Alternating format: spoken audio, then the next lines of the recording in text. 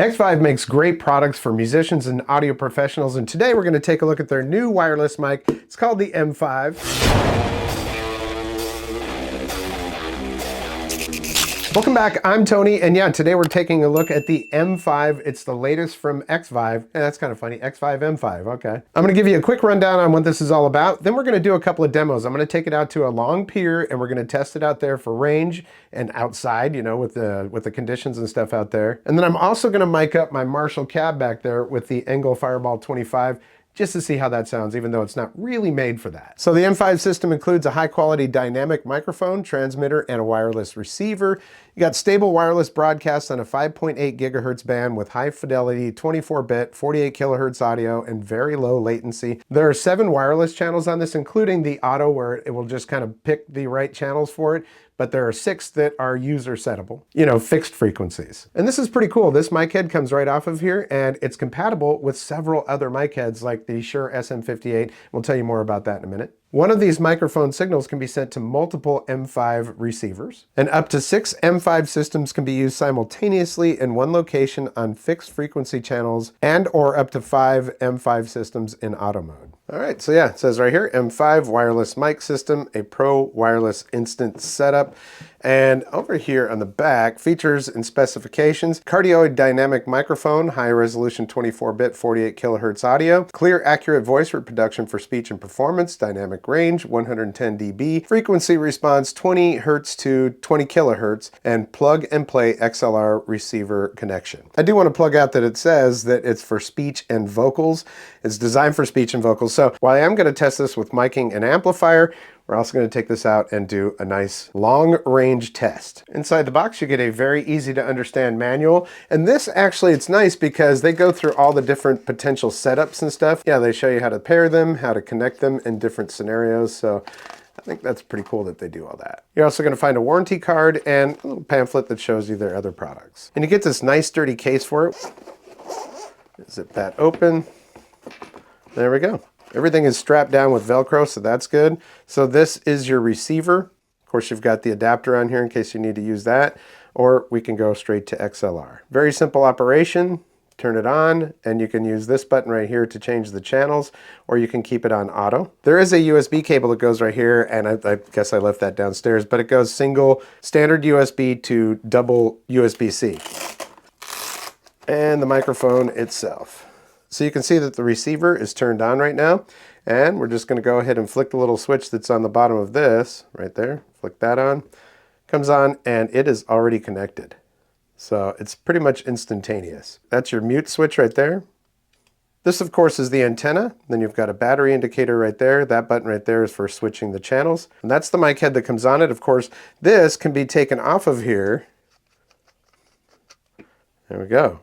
And other mic heads could go on there. Heads from Shure, Electro Voice, Heil Sound, Telefunken, Electrosonics, Lewitt, and Austrian Audio. That also includes the Shure SM58, which is a very common microphone. So if you're not happy with the head that's on here, well, you can just go ahead and switch that up.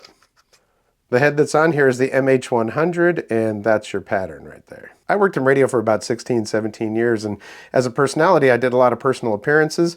The SM58 was the pretty much standard that we used out there, but, you know, that thing didn't have these little flat edges on there, so it would roll off the table sometimes. They were always dented up. At least that's kind of a nice little feature that's added to this one. Well, let's take this out to my favorite test pier, which I recently found was 430 feet. And I'm actually going to go ahead and see if this thing will go from all the way there. Now, they say 100 feet line of sight. Okay, keep that in mind while we do the test. And we'll come back and I will mic and amp and we'll see how that goes. All right, we're out here on one of my favorite places to test these microphones because this pier, I wasn't really sure how long it is when I was doing other tests, but it turns out this pier is 430 feet. If this microphone can go all the way to 430 feet, well, that says a lot.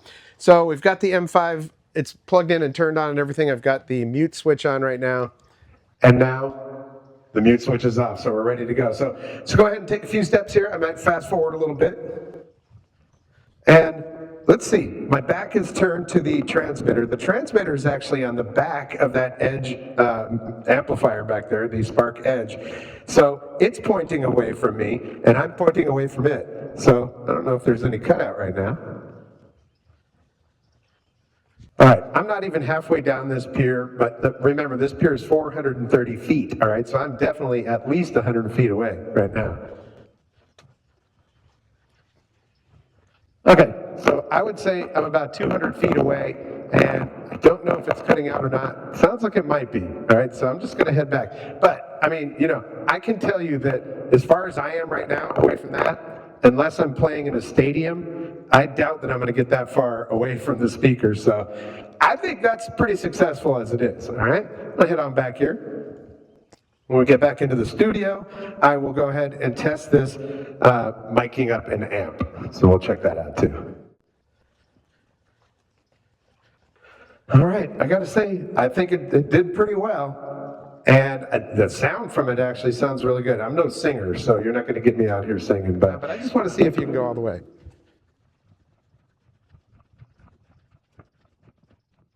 Almost to the end. And I think that's gotten out. All right, there we are, the end here. Now, if that receiver is at all picking this up, that's kind of amazing. I doubt it, but we'll see.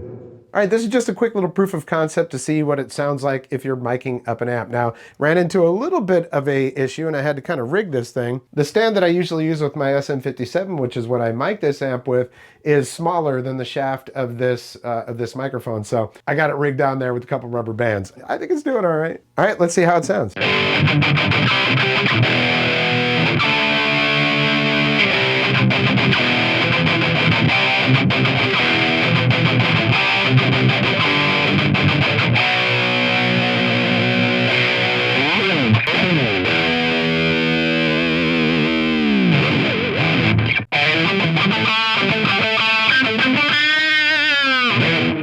So there we go, one microphone, and you can put multiple different heads on there. So if you're not happy with this head that's on here, you just use it as basically your wireless mic and put your other head on there. So that's pretty cool. It's a nice feature and it allows it to grow with you or expand. While I'm not a singer, I've done a lot of public address work, and these things would be great for, you know, churches, for karaoke, for public address, or even singing. If you've got a band, you could have a bunch of these on the stage.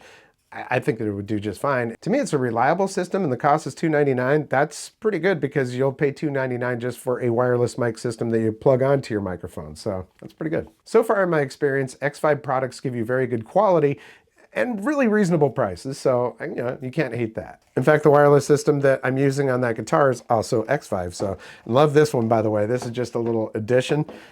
This thing has a charging case. You just drop them in there, and I don't know how many times I've gone to pick up my wireless system and gone, geez, I gotta charge this thing? I forgot. Nope, no problem, just pop them in this case.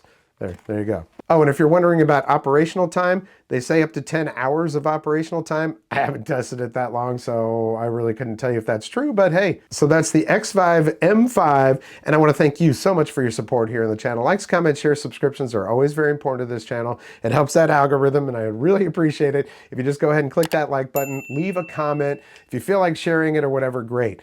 And if you also click the little alarm that's down there, well, you'll get alerts every time I upload a video. That's great too. If you're watching this video, I think in the first 3 or 4 days, you can add a little hype to it by clicking that hype button down there. I will put a link in the description for this on my Amazon store. That also helps the channel out if you purchase there. I really appreciate it all. Well, that's gonna do it for this episode. We'll catch you next time on the Vapor Trail channel.